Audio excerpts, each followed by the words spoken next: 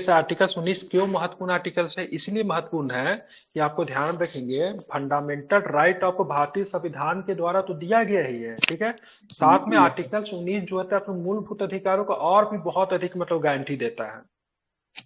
भारतीय संविधान का अनुच्छेद 19 की बात करेंगे तो सभी नागरिकों को 6 अधिकारों की गारंटी देता है। पहले 7 था लेकिन अब 6 है। ये 6 कौन कौन है ध्यान में रखिएगा, इनसे पूछा जाता है, ठीक है। वाक एवं अभिव्यक्ति की, ठीक है, स्वतंत्रता का अधिकार, जो कि 19 के इसमें आता है, ए में आता है, ये नहीं आता। ठीक है। दूसरा शांतिपूर्ण और निरायुध सम्मेलन का अधिकार, निरायुध मतलब क्या, बिना हथियार के, ठीक है। संघ, संगम तथा संघ सहकारी समिति बनाने का अधिकार 19 के किसमें है, सी में है। बाद में इसको शामिल किया गया था, ध्यान में रखेंगे। इसको कौन सा संवैधानिक संशोधन संबंधित है, सहकारी संघवाद से, 97वां, ठीक है। 2011 97 कब आया था, ये कब आया था, 2011 में। 2011 में भी आया था, ठीक है। आप चलेंगे यहाँ पे भारत के राज्य क्षेत्र में सर्वत्र आवास संरक्षण का अधिकार। भारत के राज्य क्षेत्र में सर्वत्र आवास संरक्षण करने का आपका अधिकार है, मतलब भारत के किसी भी राज्य क्षेत्र में आप जा सकते हैं बिना किसी रोक टोक के। लेकिन ये ऐसा नहीं कि कहीं भी चल जाएगा। ये आर्टिकल्स की बात करें, निरपेक्ष नहीं है, ठीक है, सापेक्ष है। क्या है ये, सापेक्ष है। सापेक्ष का मतलब क्या होगा, इसमें बहुत जगह पे आपको प्रतिबंधित किया गया है, जी सर, समझ रहे हैं विशेष राज्य क्षेत्र ना। में। हाँ बिल्कुल, भारत बहुत जगह पे आप जाएंगे, ऐसा हमको बोलेगा हमको इसरो का सैर करना है, डीआरडीओ में जाके फिल्म बनाना है, तो ये सब संभव नहीं है, नहीं कर सकते, ठीक है। अब बोलेंगे जनजाति समूह के बीच में जाके हमको जाके घूमना है, उसमें रहना है, ट्राइबल एरिया में जाना है, तो आप नहीं जा सकते हैं। जी सर, अंडमान निकोबार द्वीप समूह अब में। बोलेंगे सर हमको मतलब रेड क्लिफ के आसपास में जाके पूरा सैर करके आना है, तो सब प्रतिबंधित एरिया होता, हम नहीं जा सकते, लिखा है, तो ये क्षेत्र प्रतिबंधित है, यहाँ पर जाने की मतलब मनाही है। अब वहां पे जाएंगे क्या, पूरे आर्टिकल 19 के, ठीक है, भाग 4 में, ठीक है, कहा गया से भारत के राज्य क्षेत्र के सर्वत्र आवास संरक्षण का अधिकार है, तो फिर कूटे जाएंगे वहां पे अगर अधिकार की बात करेंगे तो, ठीक है, नहीं जा सकते, ठीक है। बहुत जगह पे नहीं जाना है, मनाही है, ठीक है। भारत के राज्य क्षेत्र में किसी भाग में निर्बाध घूमने और बस जाने पर निवास करने का अधिकार है, ये भी आपका आर्टिकल की बात करें, ये भी सापेक्ष है, मतलब इसमें भी सभी जगह पे आप नहीं कर सकते ना, इसका बहुत अधिक रोक है इसमें भी। कोई भी वृत्ति और व्यापार कारोबार करने का अधिकार है, तो ये भी सापेक्ष है, मतलब कोई भी वृत्ति व्यापार कर सकते हैं, लेकिन जो कि स्टेट के द्वारा लीगल हो। अब यहाँ पे आप बंदूक अच्छा बेचने सर, नहीं लगेंगे, शराब का व्यापार नहीं करने लगेंगे, कि ये सबको बैन किया गया है। हाँ बताइए। सर ये जो भारत के राज्य क्षेत्र में कहीं भी मतलब बस सकते हैं, जैसे मेरा मन किया हम यूपी का नागरिकता ले लें, मतलब यूपी में जाके बस जाए, तो क्या वहाँ पे सर अपने अगर यूआर कैटेगरी ईडब्ल्यूएस है तो वहां से भी ईडब्ल्यूएस बन सकते हैं? आप तो ईडब्ल्यूएस तो कहीं से रहेंगे, लेकिन उसके लिए एक नियम है, अगर आप यूपी में जाके आप बसना चाहते हैं तो वहां पे ऐसा नहीं कि हम्म। सडन आपको वहां का राज्य के द्वारा आपको वहां का मतलब आवासीय अधिकार नहीं दिया जाएगा। आप 4 साल 5 साल 7 साल 8 साल रह गए, आप अपने राज्य जहाँ के मूल रूप से वहां पे आपको वोट नहीं डाल रहे हैं, 5 साल 6 साल के बाद चुनाव होता है, आप वहां का आप नियमित सदस्य बन जाइए, वहां पे उसमें नामांकन करवाइए, अपना चुनाव में वोट डालिए, तो फिर आपको मिल जाएगा। अब यूपी में घर मतलब बना लिया, बिहार में आ गया, वोट गिराने के लिए चले आते तो आपको नहीं अधिकार मिलेगा, कि भारत सिंगल सिटीजनशिप की बात करता है, एक ही जगह आपको वोट डालने का अधिकार है, 2 जगह नहीं। बिहार से आपको पूरी तरह से कट करना पड़ेगा, पूरा यूपी से आपको वो करना पड़ेगा, तब जाके होगा, मतलब ठीक है। 5 इयर्स का टाइम लगेगा, है ना? उस समय तो है, उसको निर्धारित है, 5 इयर्स नहीं, 2-3 साल के अंदर भी बन सकते, कोई दिक्कत नहीं है, ठीक है। लेकिन वहां के आपको चुनाव में जाके आपको वोट गिराने ये सब में आपको शुरू करना पड़ेगा, तभी आपको मिलेगा, ऐसे नहीं, वो तो ठीक है। नागरिकता तो बहुत लोग हैं दूसरे बिहार देशों झारखंड की में है। है, बिहार झारखंड में 2-2 जगह का नागरिकता रखे हुए एक तरह से, ठीक है। हालांकि नागरिकता तो देश का होता नागरिकता है तो हमारे सर यहाँ से, एक देश का ना हो गया, एकल देश का नागरिकता हो गया ना। नागरिकता का होता है, लेकिन मतलब उन्होंने आवास बहुत सारा अधिकार वगैरह होते तो राज्यों के द्वारा दिया जाता है, तो बहुत लोग 2-2 स्टेट का भी रखे हुए हैं, ठीक है, वो हम्म। तो लेकिन वो गलत है। एनआरआई में वो सब होता है ना सर सर, की जो दो दो 11 स्टेट, साल सर का दो दो 7 कंट्री साल का भी 8 रखे साल हुए का हैं था। सर, नेपाल और इंडिया। तो कुछ ये लोग तो ऐसे हैं, ओपन बॉर्डर शेयर करता है ना, ओपन बॉर्डर शेयर करता है ये, तो उससे नेपाल मतलब इंडिया थोड़ी ना है, तो नेपाल नागरिकता आप इंडिया। एक ही जगह का रख सकते हैं, ऐसा थोड़ी ना ओपन बॉर्डर शेयर करता तो 2 जगह का नागरिकता रख लेगी, संभव नहीं है, नहीं, नागरिकता ठीक तो है। एक जगह। आप चलेंगे मूलतः संविधान के 19 में 7 अधिकार थे, ठीक है, लेकिन एक अधिकार को हटा दिया गया, ठीक है। लेकिन संपत्ति को खरीदने और अधिग्रहण करने बेच देने के अधिकार को 1978 में, ठीक है, 44वें संविधान संशोधन के अधिनियम के तहत समाप्त किया। किसमें था ये, 19 के किसमें था, इसमें ये था 19 19 के एफ में एक था, में। किसमें था, 19 के एफ में था। अब हाँ, कहाँ पे डाल दिया गया इसको, 300 का कॉम है। 300 के कॉम में डाला। एक जगह और भी संपत्ति का अधिकार था, कहाँ पे था, वो सर 31 में सर 331 आर्टिकल वो पैतृक संपत्ति वाला। हाँ बिल्कुल ठीक है। अरे किस भाग में रखा गया, किस भाग में, तो भाग बता सकते हैं? 9 भाग में, किस भाग में है? भाग 12 में होना चाहिए, एक बार चेक कर लीजिएगा, भाग 12 में होना चाहिए, ठीक है। अब आते हैं इन 6 अधिकारों की रक्षा केवल राज्य के खिलाफ मामले में है, न कि निजी मामलों में, ठीक है, ध्यान रखेंगे, ठीक है। मतलब इन 6 अधिकारों की रक्षा केवल राज्य के खिलाफ मामले में, न कि निजी मामले में, अर्थात ये अधिकार केवल नागरिकों और कंपनी के शेयर धारकों के लिए, न कि विदेशी या, ठीक है, विदेशी या कानूनी लोगों जैसे कंपनियों या परिषदों के लिए, ठीक है, ध्यान में रखेंगे। मतलब ये अधिकार जो किसी कंपनी के लिए नहीं है, ताकि बहुत सारा फंडामेंटल राइट जो होता है कंपनी के लिए भी होता है, विदेशियों के लिए भी होता है, लेकिन ये केवल नागरिक के लिए, ठीक है, राज्य के नागरिक के लिए और राज्य के खिलाफ है, ठीक है। राज्य इन 6 अधिकारों को अनुच्छेद 19 में उल्लेखित अधिकारों पे उचित प्रतिबंध लगा सकता है। इसलिए जिस भी अधिकार पे अगर सरकार अगर प्रतिबंध लगा सकती है तो वो अधिकार सापेक्ष होता है। क्या होता है? सापेक्ष होता है। जिस अधिकार पे सरकार किसी भी प्रकार का प्रतिबंध नहीं लगा सकती, मतलब वो है तो है, किसी भी आधार पर उसमें किसी भी तरह का लेकिन परंतु नहीं हो सकता, उस अधिकार को निरपेक्ष बोलते हैं। जैसे आर्टिकल 17, अगर आर्टिकल 17 के आधार पे किसी भी तरह से अगर भेदभाव हुआ है तो हुआ है, जो किसी भी प्रकार का लेकिन परंतु नहीं है, कोई आधार नहीं है। आर्टिकल 17 एक ऐसा आर्टिकल्स है जो कि निरपेक्ष आर्टिकल्स है, ठीक है, समझ रहे हैं ना। इसमें अमीर गरीब लड़की पुरुष महिला जो भी होता है ना, बच्चा, सबके साथ भेदभाव का एक ही नियम है, अलग अलग नियम नहीं है। बाकी बहुत जगह पे अलग अलग नियम दिया। आर्टिकल 14 में बात करें समानता का अधिकार है, क्योंकि समानता का अधिकार में राष्ट्रपति और राज्यपाल शामिल नहीं होते हैं। आर्टिकल 15 बोलता है जाति धर्म के आधार पर भेदभाव नहीं कर सकते, कि आप देखेंगे राज्य जो होते सीधा सीधा भेदभाव करती है। आरक्षण के आधार पर भेदभाव होता है, निवास के आधार पर बोला जाता है भेदभाव नहीं, लेकिन होता है, ठीक है, हर आधार पर भेदभाव होता है। लेकिन 17 में किसी प्रकार का भेदभाव नहीं है, इसीलिए उसको क्या बोलते हैं? निरपेक्ष कहते हैं। बाकी सबके सब अनुच्छेद है जो कि राज्यों के द्वारा, सॉरी, भारतीय संविधान के द्वारा दिए गए, उस पर राज्य जो होते हैं उस पर यथासंभव प्रतिबंध लगा सकते, उचित प्रतिबंध लगा सकती है। हालांकि राज्यों ने जो उचित प्रतिबंध लगाया है, ये प्रतिबंध सही है कि नहीं, इसके लिए क्या है? तो इसके लिए न्यायालय है। इसके लिए क्या है? तो इसके लिए न्यायालय है। न्यायालय जांच करेगी जो प्रतिबंध जो लगाया गया है वो सही है या गलत है, ठीक है। सबसे पहला अधिकार की बात करें, वाक्य एवं व्यक्ति की स्वतंत्रता था सबसे महत्वपूर्ण, राइट टू स्पीच, ठीक है, फ्री स्पीच का आपको अधिकार है। लेकिन बात करें फ्री स्पीच का अधिकार है तो इसका मतलब किसी को गाली तो नहीं दे सकते हैं, नहीं दे सकते हैं ना।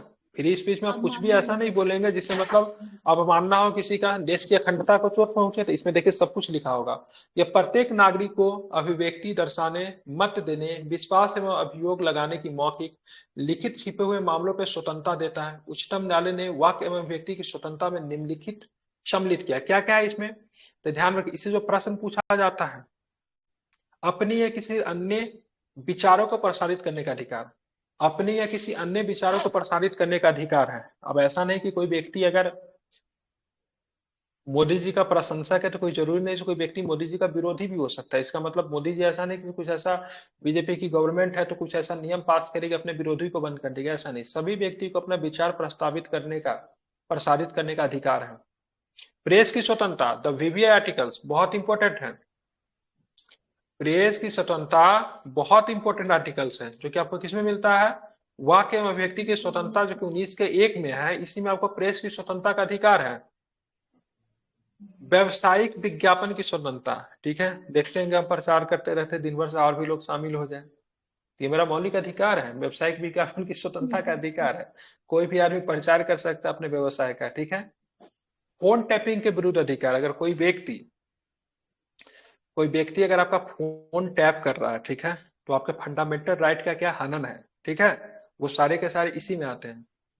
प्रसारित करने का अधिकार, अर्थात सरकार का इलेक्ट्रॉनिक्स मीडिया पर एक अधिकार नहीं है। हम नहीं बोलते ऐसे, ये मतलब ये मीडिया चैनल वाला बिक गया है, ठीक है। तो मीडिया चैनल को इस अधिकार के तहत स्वतंत्र रखा गया। सरकार किसी भी मीडिया चैनल पे बहुत अधिक कड़े प्रतिबंध नहीं लगा सकती अगर वो सही चीज कर रहा है तो, ठीक है। तो प्रसारित करने का अधिकार है, ठीक है, प्रसारित करने का अधिकार है, तो अपने विचारों को भी प्रसारित कर सकते हैं और मीडिया वाला भी अपना चीजों को प्रसारित कर सकता है। अर्थात सरकार इलेक्ट्रॉनिक मीडिया पे एक अधिकार नहीं है, गवर्नमेंट का एक अधिकार नहीं है। हालांकि बहुत बड़े प्रेस मीडिया पे हमेशा से आरोप लगते रहे ये मतलब क्या बिकी हुई है, मतलब सरकार से मिली हुई है।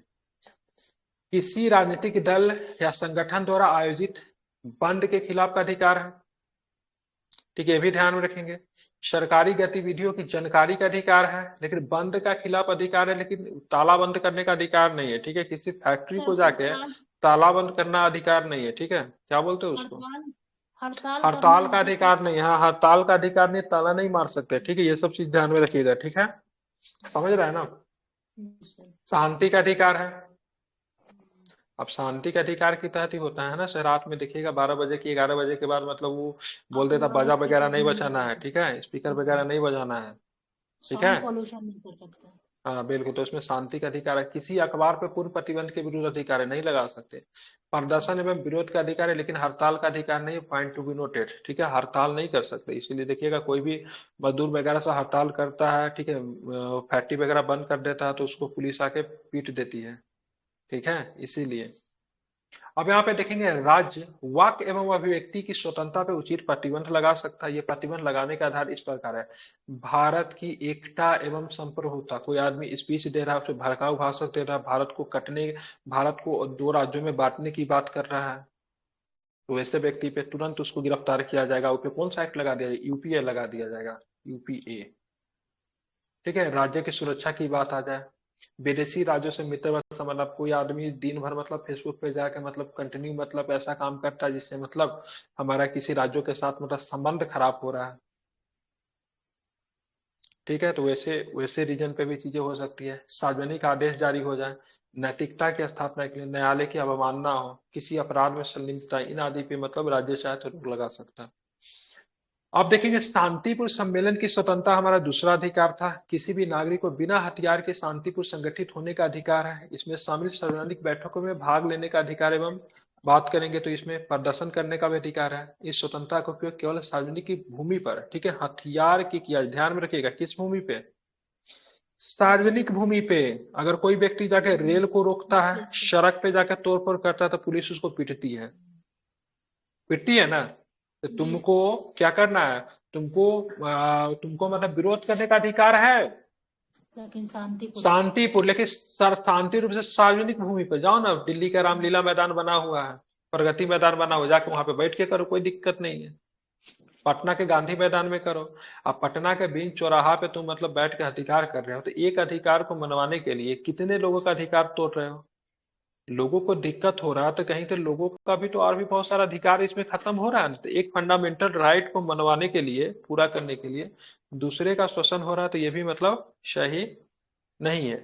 ठीक है ना। तो सार्वजनिक बैठकों में भाग लेने का अधिकार एवं प्रदर्शन का अधिकार तो है, लेकिन ध्यान में रखिए कहाँ पे, केवल सार्वजनिक भूमि पे। ठीक है, किसी प्राइवेट भूमि पे नहीं।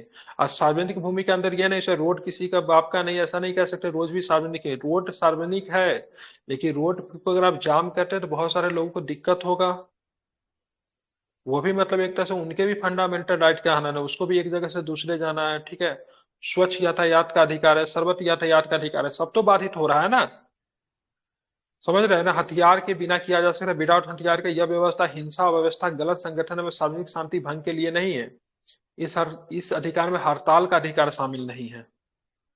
राज्य संगठित होने के अधिकार पे दो आधारों पे प्रतिबंध लगा सकता है, भारत की एकता अखंडता, सार्वजनिक आदेश सहित संबंधित क्षेत्र में यातायात नियंत्रण। ठीक है, देखिएगा हमेशा पुलिस जो होता है ना, इसी अधिकार के प्रयोग करके, ठीक है, सबको बंद कर देती है। समझो ये लोग ने यातायात नियंत्रण लगा रहा है, यातायात नियंत्रण का उल्लंघन कर रहा है। दूसरी बात, एकता एक यहाँ पे सार्वजनिक आदेश याद रखिएगा। ठीक है, सार्वजनिक आदेश के आधार पर नेता को रोका जाता है। कोई कहीं पे किसी जगह पे माहौल बहुत ज्यादा खराब हो जाएगा ना, तो नेता लोग जाएगा वहां पे और जा रहे, बोलेगा हम जा रहे हैं अपने लोगों से मिलने जा रहे हैं, तो पुलिस उसको रोकती है, बोलती है आपके जाने से वहां पर माहौल बहुत ज्यादा खराब हो सकता है, इसीलिए आपको रोका जा रहा है। बोलेगी ना, वो बोलेगा सर नहीं, मेरा वहां पे अपने लोगों से जाकर मिलने का अधिकार है। देखिए राज्य यहाँ पे क्या करेगी, सार्वजनिक आदेश को मेंटेन करने के लिए, नहीं बोलते उसको, पब्लिक ऑर्डर मेंटेन करने के लिए उनको रोक देती है। ठीक है, तो एक तरह से उनका फंडामेंटल अधिकार का उल्लंघन तो हुआ, लेकिन राज्य के पास अधिकार है, तो मतलब पब्लिक ऑर्डर को मेंटेन करने के लिए किसी भी व्यक्ति को रोक सकती है। अगर राज्यों को लगेगा से आपके स्पीच की वजह से ठीक है, माहौल खराब हो सकता है तो आपको भी गिरफ्तार कर सकती है, आपको भी नजरबंद कर सकती है। जैसे कि कश्मीर को जब मतलब 31 अक्टूबर 2019 को जो कश्मीर जब राज्य बना तो बहुत सारे लोगों को स्टेट, ठीक है, संदेह के आधार पे, ठीक है, पहले से ही सबको नजरबंद कर दी। समझ रहे हैं ना? क्योंकि हो सकता है वो रहेंगे तो चीजें होगी, वो उल्टा सीधा बात बोलेंगे तो चीजें और भी हाथ से निकल जाएगी। ठीक है, तो पब्लिक ऑर्डर मेंटेन करना किसका है? गवर्नमेंट का काम है। तो गवर्नमेंट ऐसे आधार पे कुछ लोगों को अगर गिरफ्तार करती है तो कर सकती है, अगर उनको लगे भले उनका मौलिक अधिकार को उल्लंघन हो रहा, डजेंट मैटर। राज्यों को भी बचाव करने के लिए बहुत सारे चीज दे रखे हैं संविधान ने। इसलिए बोलते हैं भारतीय संविधान एक हाथ से अधिकार देती है तो दूसरे अधिकार से क्या करती है? हिल लेती है। ले भी लेती है। बिल्कुल, वेरी गुड। ठीक है, आप चलेंगे यहीं पे आपराधिक व्यवस्था की धारा 144 लग जाता है। और जब 144 लगा तो जहां पे 144 लगा उसके आसपास आप घूम भी नहीं सकते हैं, ग्रुपिंग नहीं कर सकते हैं। तो 144 के अंतर्गत एक न्यायाधीश किसी क्यों हो संगठित गया बैठक को ये? किसी क्या एक तरह से कर्फ्यू हो गया ना, कर्फ्यू जैसे हम लोग आम बोलचाल की भाषा में बोलते हैं ना कि कर्फ्यू लग गई। देखिए, कर्फ्यू में क्या होता है, फंडामेंटल कर्फ्यू में किस प्रकार के अधिकार को खत्म किया जा सकता है, वो आर्टिकल 34 बोलता है, भारत में मार्शल लॉ बोलता है। ठीक है, आर्टिकल 34 जो है ना संविधान का 34 मार्शल लॉ की हम्म। बात करता है। लेकिन मार्शल लॉ में किस कानून कौन सा चीज लगाया जाएगा ना, इसके बारे में जानकारी नहीं है। कौन कौन से अधिकार को इसमें समाप्त किया जाएगा वो चीज नहीं है इसमें। हम्म। ठीक है, ठीक है। सैनिक शासन, सैनिक लॉ की तो बात की गई, लेकिन कौन कौन से अधिकार को रहने दिया जाएगा, कौन कौन से अधिकार को समाप्त कर दिया जाएगा, वो चीज क्लियर नहीं है। तो कर्फ्यू तो नहीं है। अच्छा। ये कर्फ्यू की बात करेंगे तो कर्फ्यू हमेशा लगेगा तो किसी राज्य में लग सकता है, किसी जिला में लग सकता है, किसी ब्लॉक में लग सकता है। ठीक है, हालांकि धारा 144 भी तो ऐसा ही तो लगता है, लेकिन थोड़ा सा कर्फ्यू से अलग होता है। ठीक है, तो 144 के अंतर्गत एक न्यायाधीश किसी संगठित बैठक को किसी व्यवधान के खतरे के तहत रोक सकता है। इसे रोकने का अधिकार मानव जीवन के लिए खतरा, व्यवस्था एवं सुरक्षा, सार्वजनिक जीवन में व्यवधान या फिर दंगा भड़काने का भी खतरा भी है। भारतीय दंड संहिता के धारा 143 के तहत 5 या उससे अधिक लोगों का संगठन गैर कानूनी हो सकता है। मतलब अगर 144 अगर लगेगा, ठीक है, 144 लगेगा तो 5 या उससे अधिक लोग एक साथ नहीं घूम सकते। कर्फ्यू लग गया तो आप घर से भी नहीं निकल सकते, ये चीज जान लो आप। समझ रहे हैं ना? जी सर। हाँ। कर्फ्यू अगर लग गया तो आप घर से भी नहीं निकल सकते हैं। ठीक है, घर से भी मिलिट्री नहीं डिसाइड निकल करेगी तो कौन सा रूल लगेगा वहां पे। सकते। लेकिन धारा 144 में तो फिक्स तो है, लेकिन कर्फ्यू में कोई फिक्स नहीं। कर्फ्यू का नियम हर जगह अलग अलग हो सकता है। मतलब उसको मिलिट्री लॉ बोलते हैं, मिलिट्री डिसाइड करेगी कि किस तरह का नियम कानून बनेंगे। ठीक है, जी समझ सर। रहे हैं ना? जी तो सर कर्फ्यू समझ। थोड़ा डेंजरस वाला चीज होता है। क्या क्या होता है, तो धारा 144 लगेगा तो भारतीय दंड संहिता, ठीक है, भारतीय दंड संहिता की बात करें 141 के तहत 5 या उससे अधिक लोगों का संगठन गैर कानूनी हो सकता है। किसी कानूनी प्रक्रिया को अवरोध हो, कुछ लोगों के संपत्ति पे बलपूर्वक कब्जा हो, किसी आपराधिक कार्य की चर्चा हो, किसी व्यक्ति पर गैर कानूनी काम के लिए दबाव हो, सरकार, ठीक है, सरकार या उसके कर्मचारियों के उनकी विधायी शक्तियों के प्रयोग हेतु धमकाना। तो इन सारे परिस्थिति में, ठीक है, 144 के तहत 5 या उससे अधिक कानूनों का, ठीक है, गैर कानूनी हो सकता है। ये सारे कंडीशन के ऊपर किया जा सकता है। ठीक है, तो ये आपके ध्यान में रखना है। तो ये आपको है शांतिपूर्वक सम्मेलन एवं स्वतंत्रता करने के अधिकार सरकार किस तरीके से देती है और किस तरीके से ले लेती है, उसके बारे में था। तीसरा वाला संगम या संघ बनाने का अधिकार की बात करेंगे। ठीक है, सभी नागरिकों को सभा तथा संघ अथवा सहकारी समितियां गठित करने का अधिकार है। इसमें शामिल राजनीतिक दल बनाने का अधिकार है। आप भी राजनीतिक पार्टी बना सकते हो, कंपनी बना सकते हैं, साझा फर्म बना सकते हैं, उसको पार्टनरशिप बोलते हैं, समिति बना सकते हैं, क्लब बना सकते हैं, संगठन बना सकते हैं, व्यापार बना सकते हैं, या लोगों या अन्य इकाई बनाने का अधिकार है। यह न केवल संगम या संघ बनाने का अधिकार प्रदान करता है, वरन उन्हें नियमित रूप से संचालन करने का अधिकार भी देता है। संघ बनाइए, कंपनी बनाइए, पार्टी बनाइए, उसका संचालन भी कीजिए। ठीक है, इसके अतिरिक्त संगम या संघ बनाने का इसमें शामिल होने वाले नकारात्मक अधिकार को भी शामिल करता है।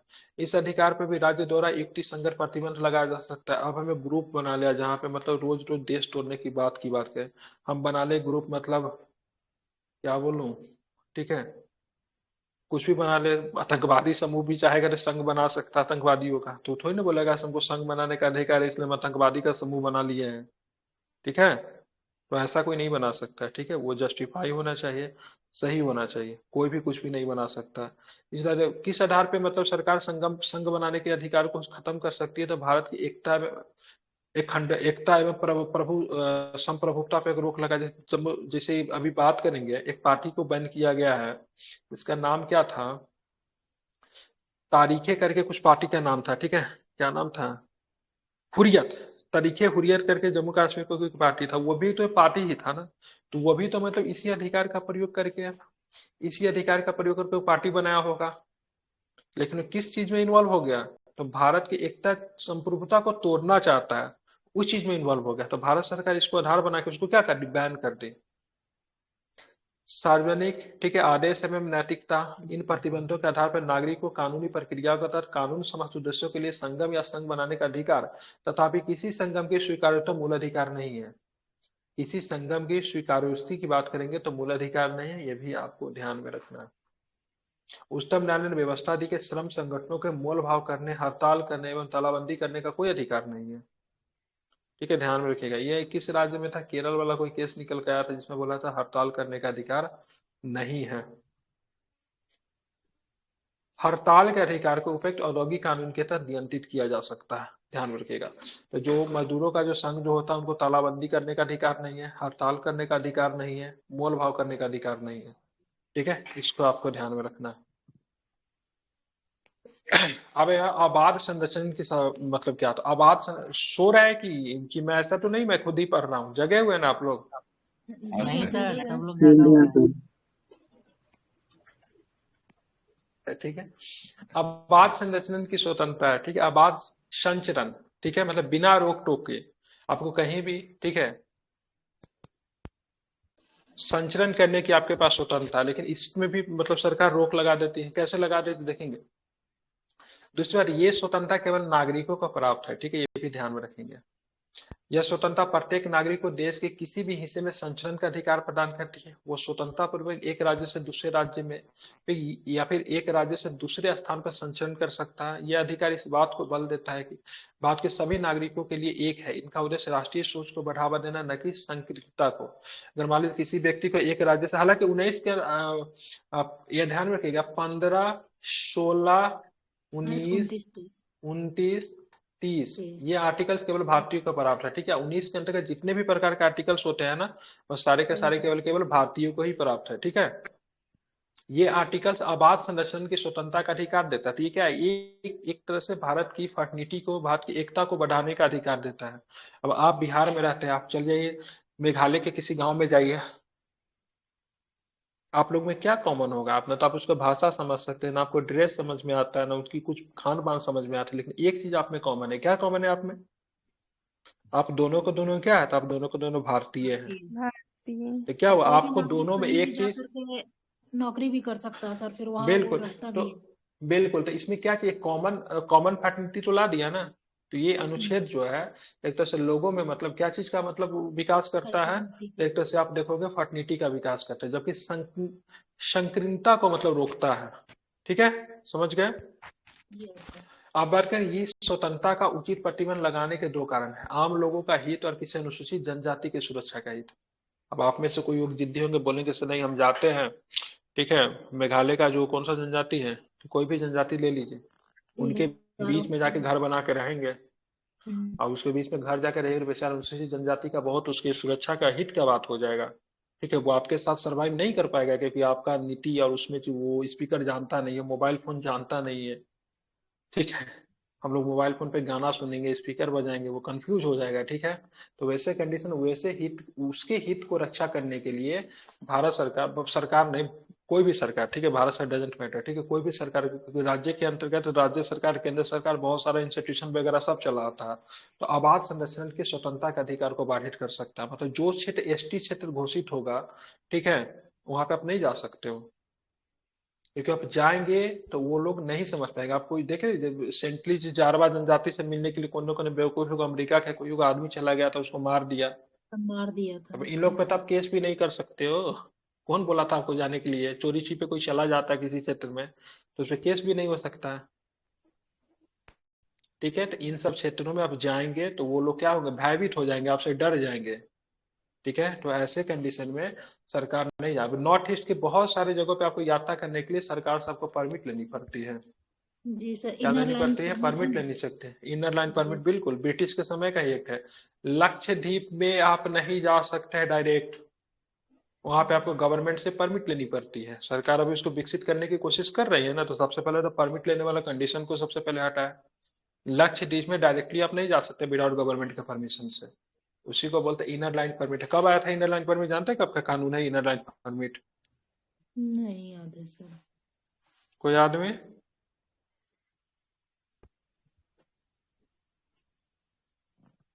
किन्हीं को नहीं याद है इनर लाइन परमिट? सब आदमी सुन भी रहे हैं कि सो गए सर। नहीं समझा गया। 1873 में आया था इनर लाइन परमिट। कब आया था? 1873। 1873 ठीक है, 1873 का इनर लाइन परमिट है। ठीक है, कहाँ कहाँ पे इनर लाइन परमिट होगा मैं नाम बता दे रहा हूँ। ठीक है, अरुणाचल प्रदेश में है, मिजोरम में, नागालैंड में, मणिपुर में, लक्षद्वीप में, हिमाचल प्रदेश में। याद कीजिए। अरुणाचल प्रदेश, नागालैंड, हम्म एचपी, हिमाचल प्रदेश, हम्म मिजोरम मिजोरम। और मिजोरम। मिजोरम। हाँ, हाजीपुर में नहीं है इनर लाइन परमिट। ठीक है, एक और मणिपुर में बता है। दीजिए। ठीक है, मणिपुर। अरुणाचल प्रदेश में, मिजोरम में है, नागालैंड में है, ठीक है, मणिपुर में, लक्षद्वीप में, हिमाचल प्रदेश है। ठीक है, इसको असम बोलते हैं में भी, आईएलपी, बोलते हैं इनर लाइन परमिट। असम में भी होना चाहिए सर, क्योंकि ये जो देख मुद्दा लीजिएगा, उठा मुझे इतना ही था याद आ आसपास रहा है। वाला। जी सर, आसपास वाला आसपास ये का विषय रोहिंग्या तो ठीक वाला। है। इनर लाइन परमिट के लिए एप्लीकेशन करने का कितना फी लगता है पता है आपको? नहीं पता सर। बता उतना दे रहा ज्यादा हूँ। नहीं ठीक है, पता। 20 रुपया लगता है कितना मात्र। ठीक है, बताइए सर? 20 रुपया लगता है। फिर 100 रुपया प्रोसेसिंग फी लगेगा और फिर 20 रुपया लेता है, मतलब 140 रुपया में आपको इनर लाइन परमिट का आपको टेंडर मिल जाता है। असम में भी है सर। असम में भी नहीं होना जानकारी, चाहिए नहीं सर, हो सकता है असम में असम भी में होगा। है सर। ठीक है, क्योंकि ठीक वो है। जो रोहिंग्या वाला 1873 में इनर मुद्दा लाइन परमिट आई थी। ठीक है, और इनर लाइन परमिट देखिए ब्रिटिश की कितनी इक्वल खराब नीति थी। भारतीयों को जाना पे मतलब रोक लगा दिया था। ठीक है, लेकिन जो वही जो मतलब आते थे ईसाई धर्म के जो प्रचार करने वाले लोग आते थे उनको इसमें जाने के लिए दे दिया था, किसी भी तरह की रोक टोक नहीं थी। क्योंकि ईसाई धर्मावलंबी जो आए, ठीक है, क्रिश्चियनिटी का प्रचार करने के लिए सबसे पहले आदिवासियों का धर्म परिवर्तन करवाया। ठीक है, बड़ी मात्रा में आदिवासियों का धर्म परिवर्तन करवाया गया। जी सर, असम भी है सर, उनका अब ठीक नाम ना है, सर लिया था। क्रिश्चियन बन गया आदिवासी लोग मैक्सिमम। बिल्कुल बिल्कुल बिल्कुल। अभी झारखंड का स्थिति देख लीजिए। अब यहाँ पे देखेंगे क्यों क्यों रोकेंगे बाहर के आदमी को लोग जनजातीय ये क्षेत्र में सब जाने पे? क्रिश्चियन। तो जनजातीय क्षेत्रों के बाहर के लोगों के प्रवेश, उनकी विशेष संस्कृति, भाषा, रिवाज और जनजातीय प्रावधानों के द्वारा प्रतिबंधित किया जा सकता है। ठीक है, ताकि उनका शोषण न हो सके। क्योंकि आप जनजातीय की भाषा, संस्कृति, उनके कल्चर को बढ़ावा देने के लिए उनको अलग से फंडामेंटल राइट दे रखे हो, और किसी दूसरे देशों को जाओगे बसा देंगे वहां पे, तो दिक्कत नहीं होगी। इसीलिए तो 5वीं अनुसूची, 6ठी अनुसूची क्यों बनाया गया, विशेष अनुसूची क्यों दर्जा दिया गया, इसी रीजन के तहत। उच्च न्यायालय ने इनमें व्यवस्था दी कि किसी वेश्या के संचन के अधिकार को सार्वजनिक नैतिकता में सार्वजनिक व्यवस्था के आधार पर प्रतिबंधित किया जा सकता है। बंबई उच्च न्यायालय ने एड्स पीड़ित व्यक्ति के संचन पर प्रतिबंध को वैध माना है। ठीक है, मतलब नहीं जा सकता है। ठीक है, अब प्रोस्टिट्यूशन पे भी रोक लगाया गया है। ठीक है, मतलब इन पे भी रोक है। संचन की स्वतंत्रता दो भाग है, एक आंतरिक है, देश के निर्बाध संचन, और बाहर है, देश के बाहर घूमने के अधिकार। दोनों है। ये भी पूछा था विदेश जाने का अधिकार किसमें है, 19 के बताइए? 19 19 में 19 में है। ठीक है, 19 में है। ठीक है, ध्यान रखेंगे। ठीक है, सर ये तो क्या देश, लिखा है सर? एड्स पीड़ित व्यक्ति के एक संचरण 21 पर में भी है प्रतिबंध सर को वैध शायद। बताया है महाराष्ट्र मतलब बोर्ड ने। कोई व्यक्ति अगर एड्स से पीड़ित है तो उसको एक जगह से दूसरी जगह जाने पे रोका जा सकता है। ठीक है, अच्छा, मतलब नहीं घूम सकता है निर्बाध रूप से। हाँ, अगर आपको विदेश जाने का अधिकार है तो क्या आपको विदेश से आने का भी अधिकार है कि वहीं बच जाने का अधिकार है?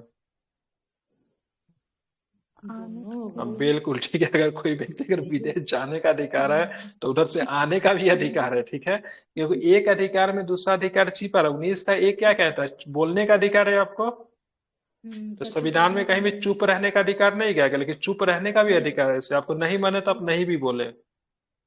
ठीक है, उसी तरह से विदेश जाने का अधिकार है तो विदेश से वापस आने का भी अधिकार है। इसीलिए कोविड वगैरह के समय में जब बुरी तरीके से फंस गया तो सरकार का क्या कर्तव्य बना, लोगों का फंडामेंटल राइट का रक्षा करते सरकार ने कौन सा ऑपरेशन चलाया? ठीक है, जो भी चलाया, ऑपरेशन गंगा चलाया था जहां तक मुझे याद है। ठीक है, ऑपरेशन गंगा था ना? जी नहीं सर, तो यूक्रेन से अफगानिस्तान लाने से। के लिए ऑपरेशन गंगा था। ठीक है, ऑपरेशन गंगा ऑपरेशन वहां यूक्रेन से से लिया दैवी गया था शक्ति ना? था। कोविड के समय में क्या चला था याद नहीं है, जो भी हो, तो वहां से विदेशी जो भी भारतीय थे सबको मतलब देश वापस बुलाया गया। ठीक है, तो यहाँ पे लिखा भी होगा, तो देखेंगे। तो वापस आने का अधिकार भी है, विदेश घूमने का अधिकार तथा वापस आने का अनुच्छेद 19 मात्र पहले भाग की रक्षा करता है। दूसरे भाग में 19-21 की बात करेंगे, प्राण और दैहिक का अधिकार है। ठीक है, व्याख्यात करता है। ठीक है, तो 19 का ध्यान में रखिएगा, 21 का, दोनों के दोनों इंपॉर्टेंट है, दोनों के दोनों आर्टिकल बाहुबली आर्टिकल्स है। ठीक है, बहुत बड़ा व्यापक अधिकार आपको देता है। ठीक है, और जब इमरजेंसी लगा जब रहता है तो उस समय भी आपका प्रतिबंधित निजता नहीं के होता अधिकार है। में भी आता है सर, विदेश घूमने का अधिकार, आई थिंक कौन निजता सा का अधिकार? अधिकार। नहीं, निजता निजता का वही अधिकार विदेश अनुच्छेद घूमने, 21 निजता का अधिकार राइट टू प्राइवेसी की बात करेंगे वो। निजता का अधिकार राइट टू प्राइवेसी। अनुच्छेद 21 में जो उसका विस्तार किया गया है ना सर, तो उसमें हमको लगता है ना, जैसे सोने का अधिकार, स्वच्छ पानी का अधिकार, और ये विदेश घूमने का अधिकार, ये सब भी शायद उसमें आता है सर 121। विदेश घूमने का अधिकार तो 21 में, 19 में ही है, देख लीजिएगा एक बार। देखिए ना सर, आगे आगे मिलेगा सर। चलिए, निवास का अधिकार की बात करेंगे तो हर नागरिक को देश के किसी भी हिस्से में बसने का अधिकार है। इस अधिकार के दो भाग है, देश के किसी भी हिस्से में रहने का अधिकार, इसका तात्पर्य है कि कहीं भी अस्थायी रूप से रहना, एवं देश के किसी भी हिस्से में व्यवस्थित होने का अधिकार, इसका तात्पर्य है कि वहां घर बनाना एवं अस्थायी रूप से बसना। आपका क्वेश्चन आ गया मिस्टर किलर। ये अधिकार देश के अंदर कहीं भी जाने, आंतरिक अपराधों को समाप्त करता है या राष्ट्रवाद को प्रोत्साहित करता है, संकीर्ण मानसिकता के महत्व को प्रदान नहीं करता। राज्य इस अधिकार पर उचित प्रतिबंध दो आधारों पर लगा देता। पहला, विशेष रूप से आम लोगों के हित, अनुसूचित जनजातियों के हित में। कोई व्यक्ति अनुसूचित जनजाति के घर के आसपास जाके घर नहीं बना सकता है। ठीक है, जनजातीय क्षेत्रों में उनकी सांस्कृतिक भाषा और रिवाज के आधार पर बाहर के लोगों का प्रवेश प्रतिबंधित किया गया है। ठीक है, ताकि उनके मिलीजुली संस्कृति जो है, उनका जो कल्चर पे दिक्कत ना हो। देश के कई भागों में जनजातियों को अपनी संस्कृति संरक्षण एवं संवर्धन के तो अपने रिवाज एवं नियम कानून बनाने का अधिकार है। उच्चतम न्यायालय ने कुछ क्षेत्रों में लोगों को घूमने पर प्रतिबंध लगा, जैसे जैसे वेश्या या फिर पेशेवर अपराधी को, ठीक है, देश के किसी भी हिस्से में घूमने पर प्रतिबंध लगा दिया गया। ठीक है, आप नहीं घूम सकते। उपरोक्त प्रावधान से यह स्पष्ट है कि निवास का अधिकार एवं घूमने का अधिकार का कुछ विस्तार भी किया जा सकता है। दोनों एक दूसरे का मतलब क्या है, तो पूरक है। ठीक है, निवास का स्थिरान और घूमने का अधिकार को एक दूसरे से पूरक रखा गया, क्योंकि दोनों का मिलता जुलता, प्रतिबंध लगाने का भी सेम कॉन्सेप्ट है। ठीक है, और घूमने का अधिकार पे भी सेम, घूमने भले ही कोई 2-3 दिन के लिए जाता है, और निवास परमानेंटली वहीं पे बना सकता है, लेकिन जहाँ पे निवास बनाएगा वहां पे घूमने भी जा सकता है, जहाँ पे घूमने जाएगा वहां पे निवास भी बना सकता है। तो ये दोनों के दोनों अनुच्छेद की बात, दोनों के दोनों अधिकार क्या है, एक दूसरे के पूरक है। ठीक है, कॉम्प्लीमेंट्री। बिल्कुल ठीक है।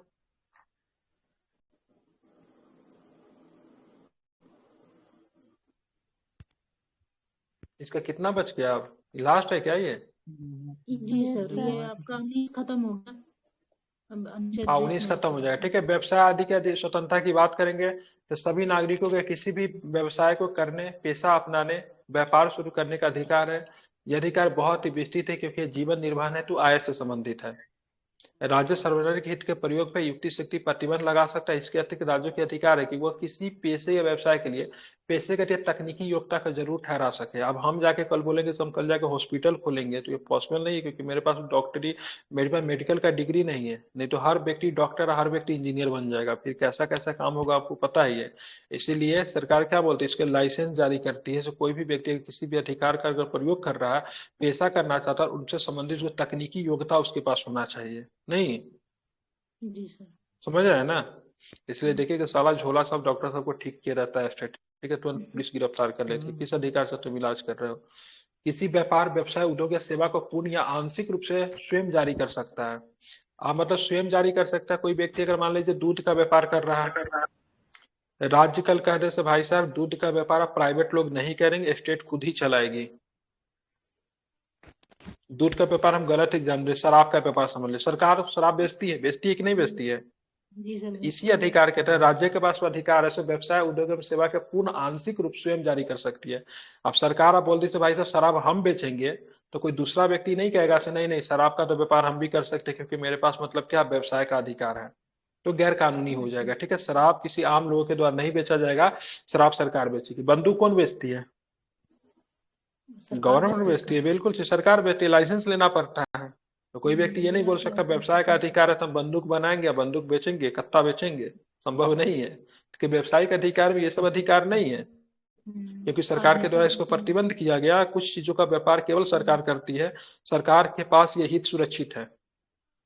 इस प्रकार जब राज्य किसी व्यापार व्यवसाय उद्योग पर अपना एकाधिकार जमाता है तो प्रतियोगिता में आने वाले व्यक्ति या राज्यों के लिए अपने एकाधिकार को न्यायोचित ठहराने का कोई आवश्यकता नहीं है। अब उसके लेकर आप केस नहीं कर सकते, नहीं मेरा भी मन है हम शराब का फैक्ट्री खोले, सरकार कैसे कर सकती है, ये तो एकाधिकार होगा। नहीं, सरकार वहां पे अपना न्यायोचित ठहराने के लिए सरकार के पास पूरा अधिकार, इसके आप लेके कोर्ट में भी नहीं जा सकते हैं। इस अधिकार का कोई अनैतिक कृत्य शामिल नहीं है, जैसे महिला बच्चों के दुरुपयोग, अभी खतरनाक औषधि विस्फोटक व्यवसाय ये सब का नहीं कर सकते हैं। ठीक है, राज्य इन पर पूर्ण प्रतिबंध लगा सकता है या इनके संचालन के लाइसेंस की निरर्थता कर सकता है। अब कुछ कुछ ऐसा काम होता है जो कि लोगों को बोलता है चलो ठीक है, अफीम का उपजाना गलत बात है, ठीक है, अफीम क्या है, बैन है स्टेट के द्वारा, लेकिन अफीम की खेती की जाती है, लेकिन इसके लिए क्या चाहिए, क्या चाहिए, लाइसेंस चाहिए, ठीक, चाहिए ना लाइसेंस। बंदूक का दुकान आप भी कर सकते हो, आप टेंडर ले सकते हो दुकान चलाने के लिए, ठीक है, लेकिन उसके लिए क्या चाहिए, लाइसेंस चाहिए। ठीक है, तो लाइसेंस सीज कर दिया जाता है, आप लाइसेंस लो, सरकार को पूरा डाटा दो कि आप जो काम कर रहे हो कैसे कर रहे हो, नहीं कर रहे हो। तो इसी तरीके से आर्टिकल बिल्कुल लीगल है कि नहीं, आर्टिकल 19 क्या होता है आपका समाप्त होता है। पहले पेट्रोल डीजल बेचने के लिए लाइसेंस होता था, अभी जो खुले में जो पेट्रोल डीजल जो देख रहे हैं बहुत साल पहले ऐसे नहीं बिकता था। अभी भी खाद्य को बेचने के लिए लाइसेंस होता है कि नहीं होता है। तो इस तरीके से तो सरकार या तो प्रतिबंधित कर सकती है पूरी तरीके से व्यापार को, रोक लगा सकती है, खुद कर सकती है, या फिर उसके लिए लाइसेंस जारी कर सकती है। 3 प्रकार के आते हैं। या तो आपको बोला ठीक है व्यापार करो, सरकार खुद ही कर ली, पूरी तरीके से रोक लगा ली, या फिर उसके लिए अपने नियंत्रण क्षेत्र में लगी, इसके लिए क्या जारी कर दी, लाइसेंस जारी कर दी। ठीक है।